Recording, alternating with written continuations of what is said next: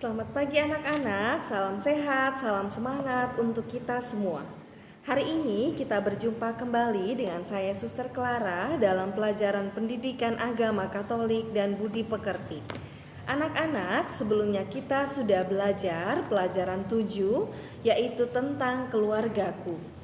Untuk pelajaran selanjutnya kita akan belajar pelajaran bab 8 yaitu tentang sekolahku. Adapun tujuan pembelajaran kita pada hari ini, yang pertama, kita akan memahami tujuan bersekolah, mengenal lingkungan sekolah, dan mengenal petugas yang ada, terutama para guru sebagai pendidik.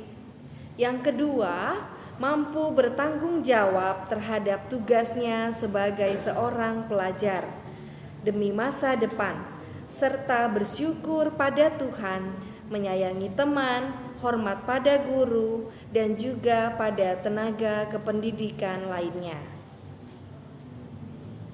Untuk mengawali pelajaran kita pada hari ini, marilah kita berdoa terlebih dahulu.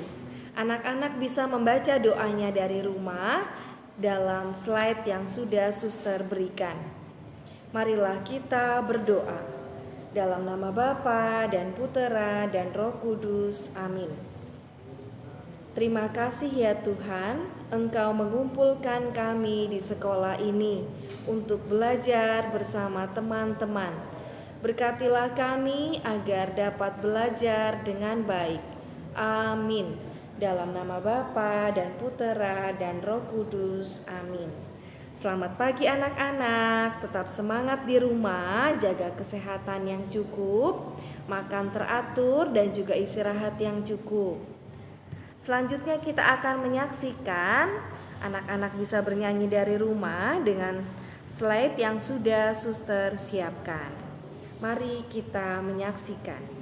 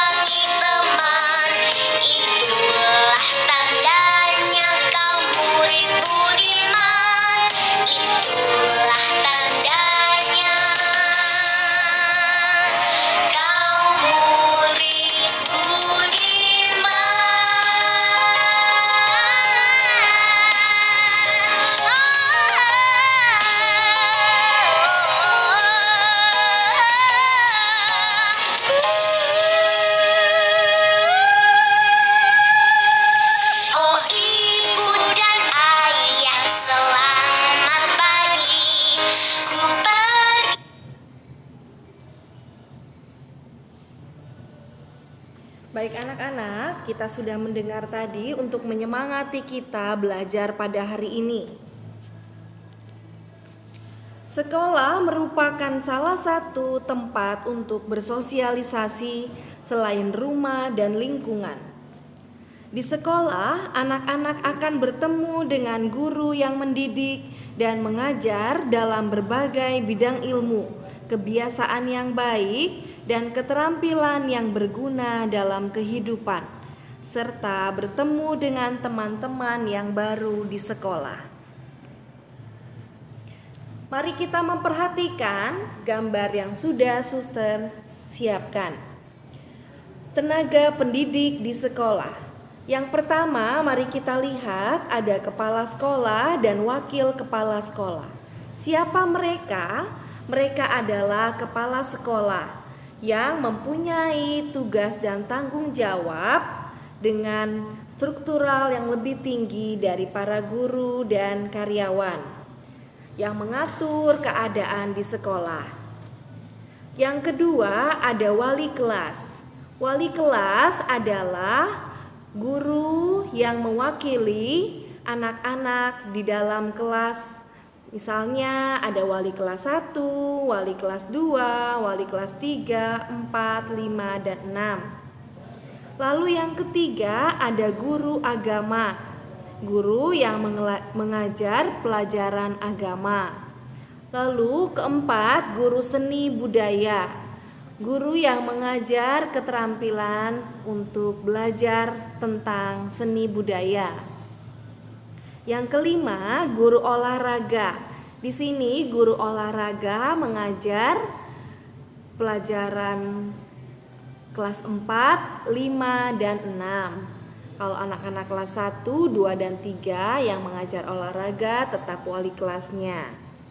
Yang ke-6 ada guru bahasa Inggris. Anak-anak tentu tahu siapa guru bahasa Inggris kalian. Lalu guru yang selanjutnya guru TIK atau guru komputer. Anak-anak juga mengetahui siapa guru TIK kalian. Guru komputer kalian, dia adalah guru yang mengajar pelajaran komputer.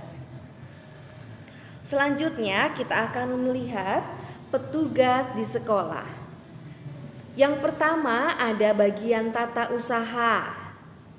Tata usaha di sekolah ini dia adalah yang mengatur bagian di dalam sekolah tentang administrasi dan lain sebagainya. Yang kedua, bagian keamanan atau security dan satpam. Ia adalah petugas yang menjaga keamanan di sekolah. Yang ketiga, bagian perpustakaan yang menjaga di bagian perpustakaan. Misalnya kalau anak-anak akan meminjam buku di sekolah, pinjamlah di perpustakaan. Lalu yang keempat, petugas pelaksana. Petugas pelaksana adalah bagian petugas kebersihan yang ikut ambil bagian untuk merawat sekolah dan menjaga kebersihan di sekolah. Tentu anak-anak juga harus menjaga kebersihan di sekolah. Yang kelima, bagian keuangan, yaitu bagian ketika anak-anak mau membayar sesuatu, membayar sekolah dan lain sebagainya.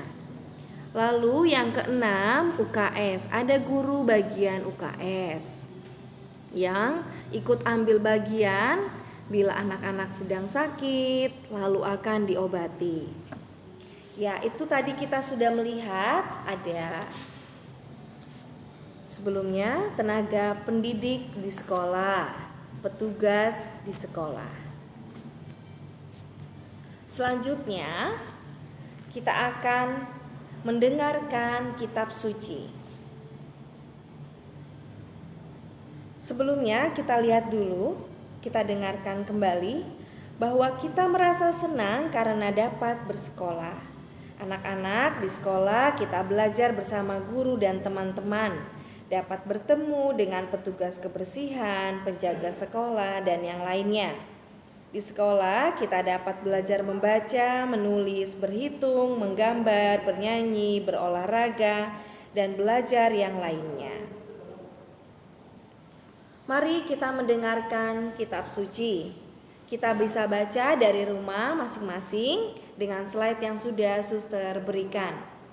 Berpeganglah pada didikan, janganlah melepaskannya.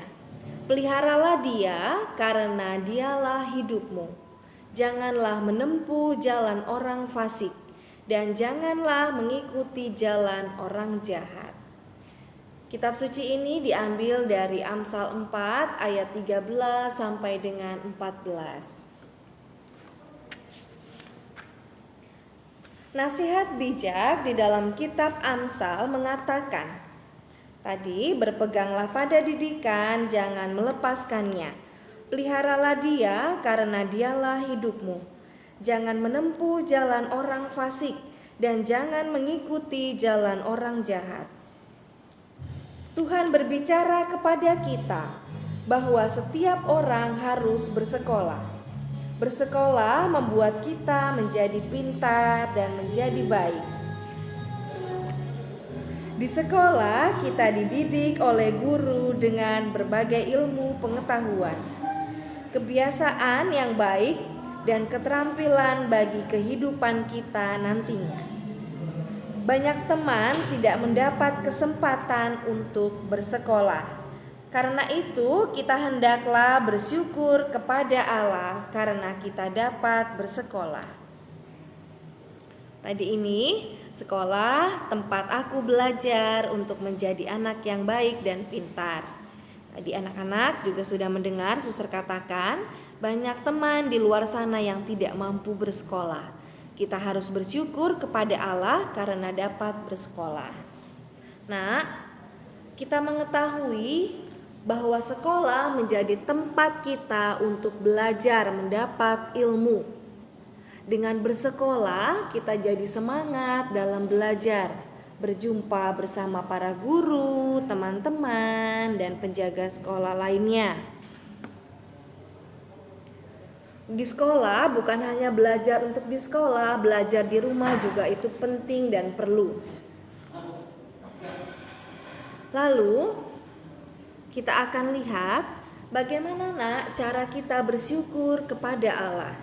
Yang pertama, dengan rajin belajar, rajin berdoa, menyayangi teman, hormat kepada guru, petugas keamanan, dan petugas kebersihan. Mari kita juga ikut menjaga kebersihan di lingkungan sekolah. Walaupun dalam situasi pandemi saat ini, mungkin anak-anak juga tidak bisa melihat keadaan sekolah dan bagaimana menjaga kebersihan di lingkungan sekolah.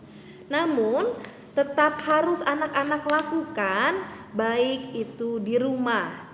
Anak-anak tetap rajin belajar, rajin berdoa, menyayangi kakak dan adik, hormat kepada orang tua, dan juga ikut ambil bagian membersihkan kebersihan di rumah. Entah itu menyapu, mengepel, mencuci piring, menyiram tanaman, dan lain sebagainya. Bersyukurlah kita kepada Tuhan karena Tuhan memberikan kita kesempatan baik untuk bisa bersekolah dan belajar sampai saat ini. Banyak teman-teman kita di luar sana yang belum bisa bersekolah, entah karena keadaan keluarga dan lain sebagainya. Mari anak-anak kita baca bersama yang harus kita ingat dan terus kita pegang dan kita lakukan dalam kehidupan kita setiap hari. Tanda bintang yang sudah suster pasang di dalam slide ini. Kita harus berpegang pada pendidikan dan jangan melepaskannya. Baik, demikian anak-anak untuk pelajaran kita pada hari ini. Selamat belajar, tetap semangat di rumah, belajar dengan rajin, dan juga tetap menjaga kesehatan tubuh, dan juga makan yang cukup, istirahat yang teratur, agar kita tetap sehat dalam situasi saat ini. Tetap semangat anak-anak, selamat belajar, Tuhan memberkati.